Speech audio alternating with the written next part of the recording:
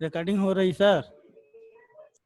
हाँ देखो, इसके पहले हम वाच्य पढ़ा रहे थे, ध्यान से सुनोगे तो समझ में आएगा, समझने का प्रयास करना है तो उदाहरण अच्छे से समझ में आ जाएगा। कि इसके पहले हम वाक्य पढ़ा रहे थे, तो हम जानेंगे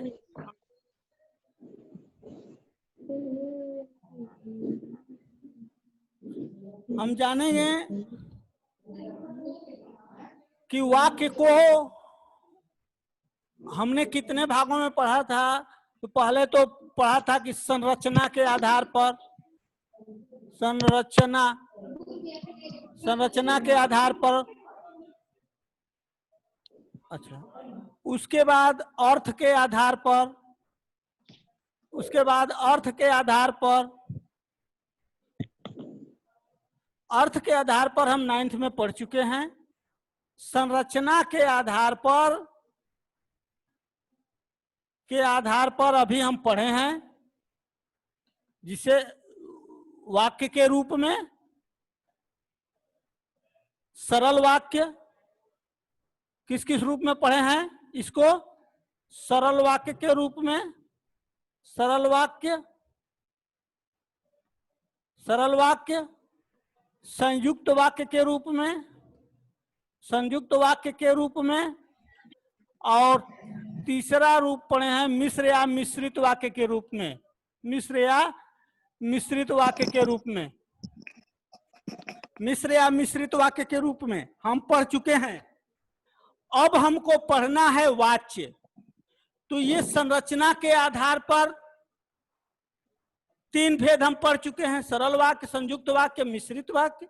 और अर्थ के आधार पर हम 8 भेदों को 9th में पढ़ चुके हैं। अब जो तीसरा रूप इसका पढ़ना है, इसको हम क्रिया के आधार पर पढ़ेंगे। क्रिया के आधार पर, नोट करो, क्रिया के आधार पर, क्रिया के आधार पर।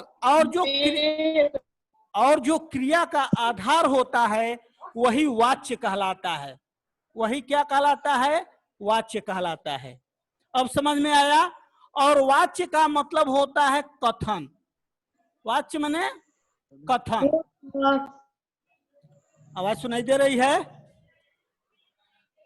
आवाज सुनाई दे रही है? आदित्य सिंह,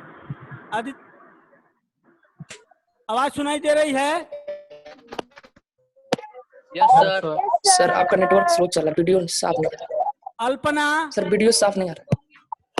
अल्पना, सर आपका वीडियो साफ नहीं आ रहा है। मेरी आवाज सुनाई दे रही है? सर आवाज आ रही है, वीडियो सर आवाज क्लियर नहीं आ रही है। एकदम क्रिस्टल। ठीक है, आवाज यदि साफ सुनाई दे रही है तो मेरी आवाज ध्यान से सुनो और समझने का प्रयास करो। बहुत ही महत्वपूर्ण चैप्टर है ये। इससे 4 नंबर का क्वेश्चन, 4 या 5 नंबर, 6 नंबर तक का क्वेश्चन बोर्ड में पूछा जाता है। यदि थोड़ा सा ध्यान से सुनोगे तो पूरा टॉपिक समझ में आ जाएगा। खुशी बोर्ड में आता है, बोर्ड में यह अनिवार्य है, आएगा। जो पढ़ा रहे हैं सेम आएगा, लेकिन केवल समझने का प्रयास करो। क्रिया के आधार पर वाच्य को कथन हम कहते हैं, और इसको कितने भागों में पढ़ते हैं इसको हमको समझना है। अब इसको हम कितने भागों में पढ़ते हैं, करो। देखो, इसको हम क्रिया के आधार पर, क्रिया के आधार पर, क्रिया के आधार पर हम 3 भागों में पढ़ते हैं। पहला कर्तृवाच्य के रूप में, कर्तृवाच्य। दूसरा कर्मवाच्य के रूप में पढ़ते हैं, और तीसरा भाववाच्य के रूप में पढ़ते हैं। इससे क्वेश्चन एकदम अनिवार्य है कि आएगा, इसलिए मनोयोग से सुनो, ध्यान से सुनो, ताकि मेरी हर बात समझ में आ जाए। समझ में आ जाएगा, उदाहरण स्वतः हल हो जाएगा। परीक्षा में कुछ भी पूछेगा, यदि नियम समझ में आ जाएगा, व्याकरण का यदि नियम हमें समझ में आ गया तो उदाहरण कोई सा भी हो उस पर वह लागू होगा। अब कर्तवाच्य, कर्मवाच्य, भाववाच्य। अब हम कर्मवाच्य में देखेंगे, कर्तवाच्य में देखेंगे तो इसमें किसकी प्रधानता होती है? तो कर्ता की प्रधानता होगी। पहली बात क्या होगा कि इसमें कर्ता की प्रधानता होगी।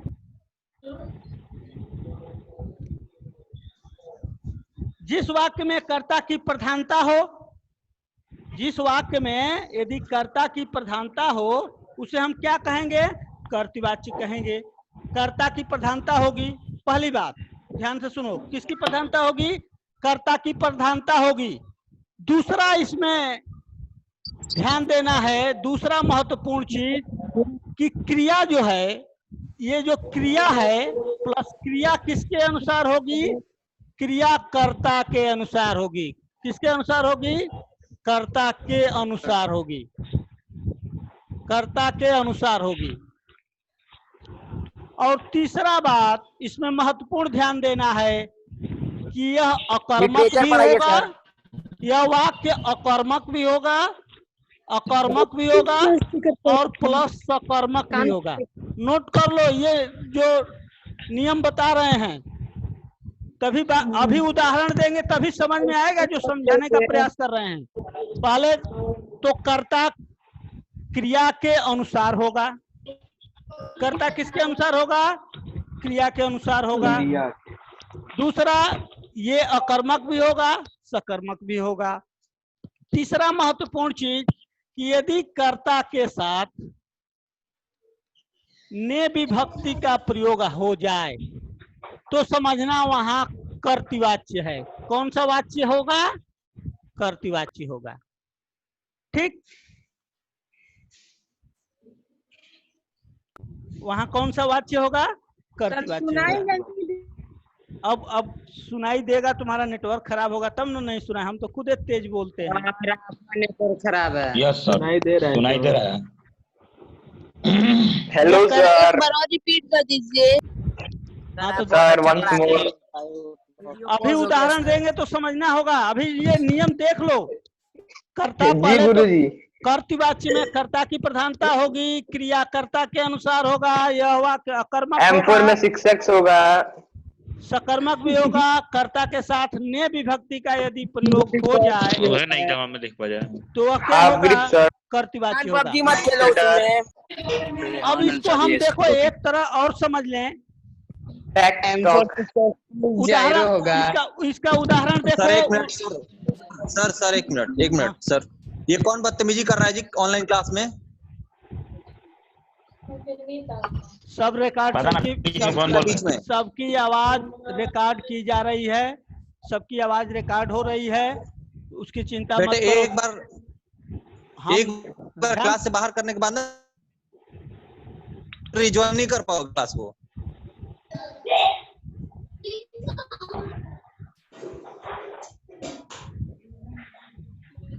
हाँ, ध्यान से सुनो। जैसे अभी उदाहरण देखो, राम पुस्तक पढ़ता है। जैसे मैंने लिख दिया राम पुस्तक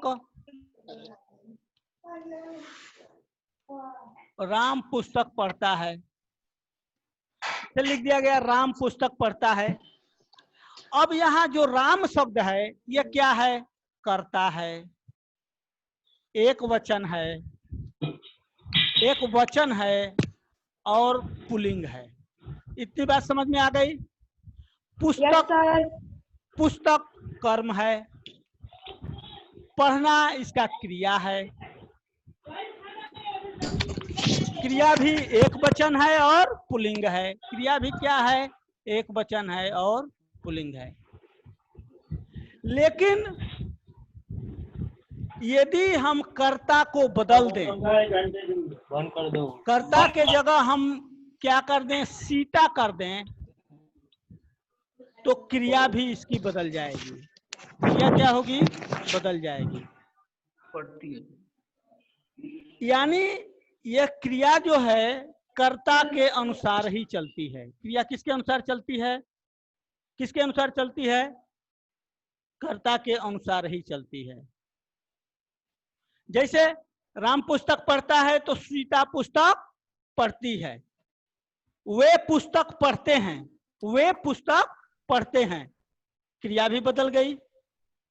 अब हम इसको देखेंगे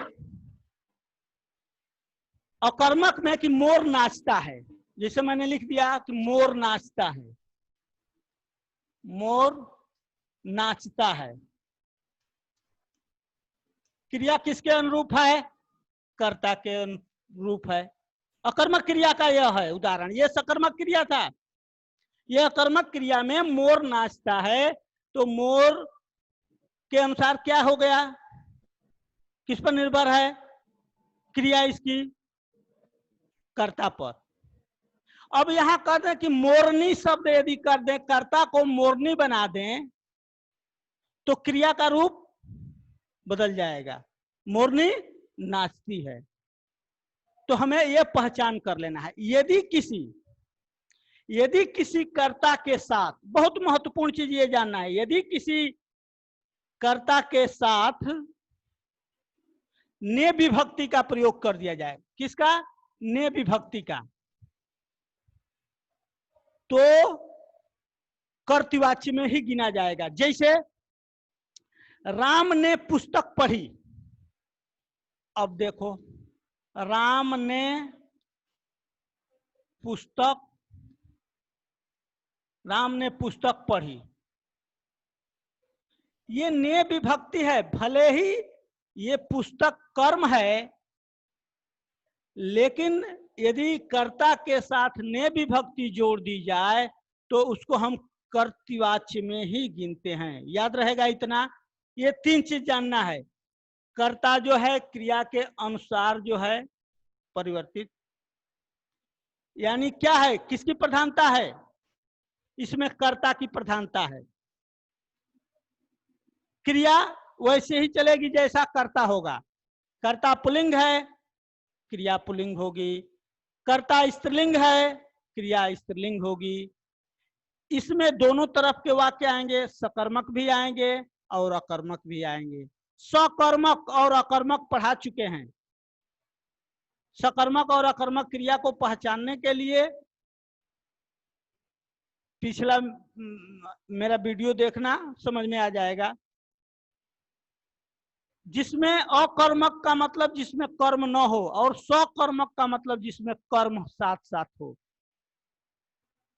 तो ये मोर नाचता है, अकर्मक क्रिया का उदाहरण है। मोरनी नाचती है, अकर्मक क्रिया का उदाहरण है। और वाच्य कर्तृवाच्य है। ये किसमें गिना जाएगा? कर्तृवाच्य में। मुख्य रूप से 3 चीजें इसमें याद रखना है। क्रिया जो है कर्ता के अनुसार होगा। इस वाक्य में दोनों तरफ के वाक्य हो सकते हैं, सकर्मक भी होंगे और अकर्मक भी होंगे। और यदि कर्ता के साथ ने विभक्ति जोड़ दिया जाए तो वह वाक्य कर्तृवाच्य में गिना जाता है। समझ में आ गया? इतना नोट कर लो। परीक्षा में पूछा जाता है, 6 नंबर का सवाल आता है, भूलना नहीं चाहिए। ये 3 चीज याद रखो। कर्ता के अनुसार, क्रिया जो है कर्ता के अनुसार चलेगी, अकर्मक भी होगा, वाक्य सकर्मक भी होगा। और यदि कर्ता के साथ ने विभक्ति जोड़ दिया जाए तो क्या होगा? वह कर्तृवाच्य में ही गिना जाएगा।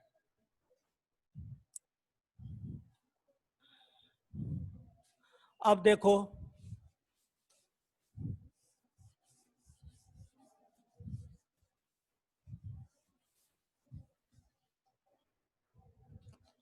कर्मवाच्य।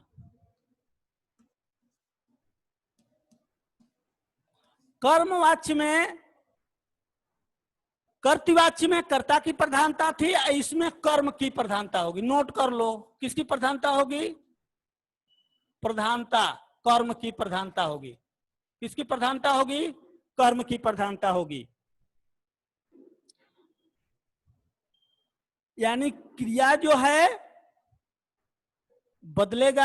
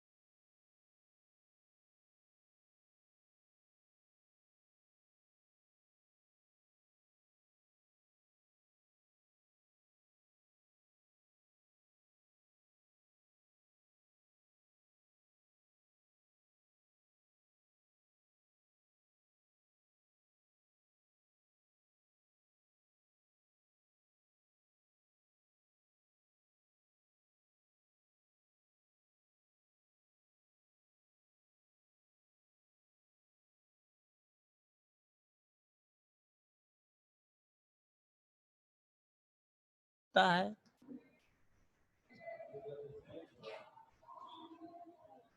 वह पुस्तक पढ़ता है।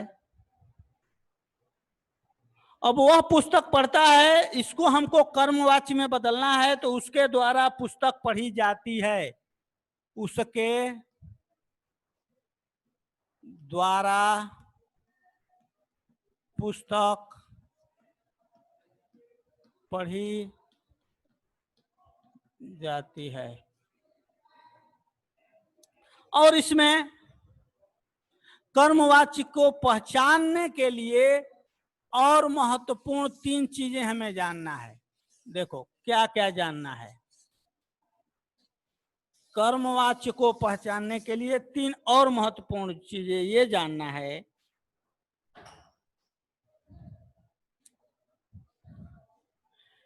कि यदि कोई, नोट कर लो, यदि कोई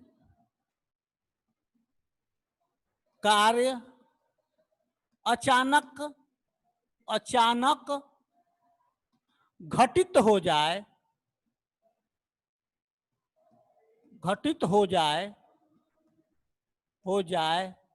वहां कर्मवाच्य होगा, वहां कर्मवाच्य होगा। जैसे उदाहरण समझो, आंधियां चलने लगी, आंधियां चलने लगी, या गिलास टूट गया, गिलास टूट गया, अचानक कर, कप टूट गया। ये अचानक यदि कोई कार्य घटित हो जाए, वहां कर्मवाच्य गिना जाता है। ये बहुत महत्वपूर्ण है, नोट कर लो। यदि कोई कार्य अचानक घटित हो जाए, वहां कर्मवाच्य गिना जाता है। गिलास टूट गई, कप टूट गया,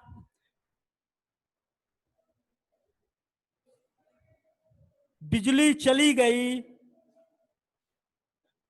बारिश होने लगी। इस तरह का यदि कोई कार्य अचानक घटित हो जाए, तो वहां हमको क्या करना होगा? कर्मवाच्य। यदि परीक्षा में पूछ दिया बिजली चली गई, कौन सा वाच्य है? तो निधड़क कर्म हमें यह ध्यान देना है कि वह कर्मवाच्य है। क्यों? कि यह घटना अचानक घटित हुई है। यदि कोई कार्य अचानक घटित हो जाए तो समझ जाना वहां कर्मवाच्य होगा। अब देखो, यही परीक्षा में पूछता है और बच्चे जो है सही नहीं कर पाते हैं, इसलिए नियम समझ जाओ, उदाहरण स्वतः आ जाएगा, नियम केवल समझ जाओ। अब प्रशासनिक, दूसरी बात याद रखना है, प्रशासनिक या आदेशात्मक भाषा, आदेशात्मक भाषा का प्रयोग यदि हो, वहां भी कर्मवाच्य गिना जाता है। प्रशासनिक या आदेशात्मक भाषा का, जैसे अपराधी को दंड दिया जाए, लिख दिया गया कि अपराधी को दंड दिया जाए, ये आदेशात्मक भाषा हुआ। यदि आदेशात्मक भाषा आ जाए, दीपावली पर अवकाश रखा जाए,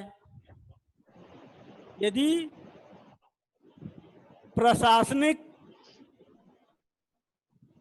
प्रशासन के तरफ से आदेश दिया जाए और इस तरह के वाक्य यदि आते हैं, तो वह वाक्य कर्मवाच्य में गिने जाते हैं। वह वाक्य किस में गिने जाते हैं? कर्मवाच्य में गिने जाते हैं। तीसरी चीज, सर, हाँ सर आप कर्मवाच्य जब से पढ़ा रहे थे तब से आवाज नहीं आ रही थी, तो इसलिए कुछ नहीं समझ में आ रहा है।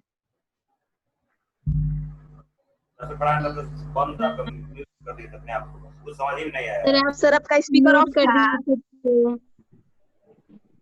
सर आप अच्छा, म्यूट कर दिए थे। अब से सुन लो, कर्मवाच्य को पहचानने के दोबारा लिए से बता दीजिए। यस सर, दोबारा से बता दीजिए। कर्मवाची का भी कर्मवाच्य को आधा लेक्चर नहीं सुन पाए थे। पहचानने के लिए से एक बार- के द्वारा, और यह मुख्य रूप से सकर्मक क्रिया शुरू से होगी, बताइए। भूतकाल होगा, जाने सर, क्रिया का रूप होगा। बता दीजिए। क्या तीसरी बात इसको पहचानने के लिए और देख लो, सरकार, समाज और संस्था द्वारा यदि कोई बात कही जाती है, 3 चीज याद रखो, सरकार, समाज व संस्था द्वारा यदि कोई बात कही जाती है तो वह कर्मवाच्य में गिना जाएगा। जैसे सरकार द्वारा, इसका सरकार का उदाहरण ले लो, सरकार द्वारा बेरोजगारी भत्ता दिया गया, सरकार द्वारा बेरोजगारों को भत्ता दिया गया, या सरकार द्वारा बेरोजगारी भत्ता दिया गया। इस तरह का यदि सरकार द्वारा कोई कार्य होता है तो वहां क्या होता है, कर्मवाच्य में गिना जाता है। दूसरा, संस्था द्वारा, समाज द्वारा, अब लिख दे कि आर्य समाज द्वारा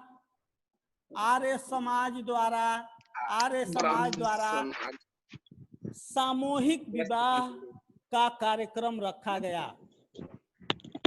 आर्य समाज द्वारा सामूहिक विवाह का कार्यक्रम रखा गया। इसका उदाहरण समझ जाओ, संस्था द्वारा, यदि किसी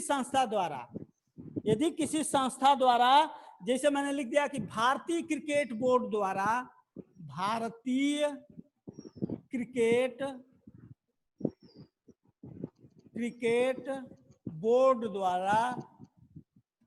द्वारा खिलाड़ियों का चयन किया गया।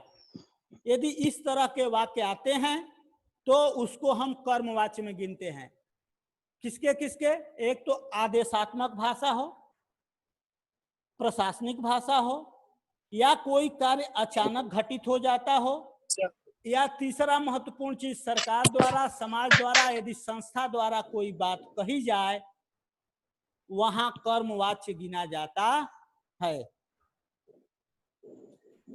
अब देखो, बहुत समय थोड़ा कम है, अब अंत में आता है भाववाच्य। क्या बेटा? कर्तृवाची को एक बार और बता दीजिए, समझ में नहीं आया था। कुछ भी नहीं सुन पाए। यस सर, आप म्यूट हो गए थे उसमें। बता दीजिए। सर वीडियो साफ नहीं चल रहा था कर्मवाच्य में। तो कर्मवाच्य नहीं आ रही थी। हेलो, हाँ बोलो बेटा। कर्मवाच्य में कुछ भी नहीं सुनाई दे रहा था, आवाज नहीं आ रही थी, तो फिर से समझ में सुन नहीं लो। आया है। फिर से अच्छा ठीक लो, फिर समय कम है, यदि नहीं आवाज गई तो फिर से पढ़ाएंगे, समझ में आएगा। फिर देखो कर्मवाच्य, अब ध्यान से सुनो तब समझ में आएगा। कर्मवाच्य में किसकी प्रधानता होगी? कर्म की। किसकी प्रधानता होगी? पहली बात जानना, कर्मवाच्य में कर्म की प्रधानता होगी। अब इसमें ये जो वाक्य है हमेशा क्या रहेगा? सकर्मक रहेगा, सकर्मक रहेगा। दो चीज, इसकी पहचान क्या होगी? तो पहचान में हमें से, के द्वारा या द्वारा। Sorry to disturb you sir, class 10 आप लोग को इसके पहले भी मैंने वार्न किया था कि आप लोग अपने माइक को म्यूट करेंगे। क्लास 10 जितने भी हैं, इसकी पहली क्लास में भी आपको वार्न किया गया था कि you have to mute your mics. अगर आप ये चाहते हो कि आप कहीं पे भी कोई कुछ ना पूछ सको तो मैं सबको एक ही बार में म्यूट कर दूंगा। ध्यान से आप You are सुनो।